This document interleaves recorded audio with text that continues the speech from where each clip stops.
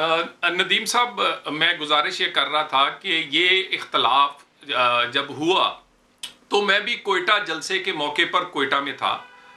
मैं एक मीटिंग में मौजूद था जिसमें मोहम्मद जुबैर साहब जो कि स्पोक्स पर्सन है मियां नवाज शरीफ के, वो थे। मुसद्दिक मलिक साहब सेनेटर थे और मैं था।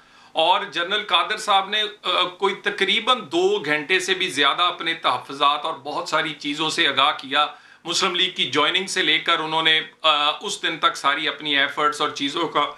लेकिन मैं यहाँ पर मुझे एहतराम है सनाउल्लाह ज़हरी साहब का, लेकिन मैं यहाँ ऑन ओथ कह सकता हूँ कि जनरल कादर साहब ने उस पूरी रात में उनका 1 पॉइंट एजेंडा था और एक ही इतराज़ था कि सनाउल्लाह ज़हरी साहब जो हैं वो काबिल एहतराम हैं, उनको जलसे में जाना चाहिए और जलसे की स्टेज पर बैठना चाहिए। और वो चाहते थे कि ये इशू हल हो और इस इशू के अलावा कोई बयानिए का इशू नहीं था। मैं आपसे अर्ज कर देता हूँ, उस रात तक मैंने बड़ी शफकत करते हुए देखा सनाउल्लाह ज़हरी साहब को। मरियम साहबा की ये गाड़ी खुद चलाते रहे। सनाउल्लाह ज़हरी साहब ने, जनरल साहब ने मरियम साहबा को चादर पहनाई और उसको बेटी कहा और सारा दिन के फंक्शंस में साथ रहे। ऑर्गेनाइजर्स ये थे, तो ये कोई ऐसी बात नहीं थी। और इससे मैं पीछे चला जाता हूं, जनरल कादर साहब CWC की मीटिंग में जहां पे मियां साहब ने कदरे गुजरांवाला के जलसे से भी सख्त बातें की, वहां पर जब उन्होंने हाथ खड़े करवाए तो जनरल साहब ने हाथ खड़ा किया और जनरल कादर साहब पे लाहौर शादरा में पर्चा हुआ हाथ खड़े करने पे गद्दारी का।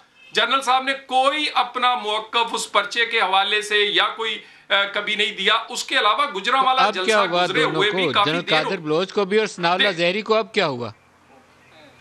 देखिए, मैं एक ही बात समझता हूं कि सनाउल्लाह ज़हरी साहब का एक बहुत बड़ा इख्तलाफ मेंगल साहब से है और मेंगल साहब से उनसे कत्लों का कोई मामला है और बड़ा सेंसिटिव मामला है।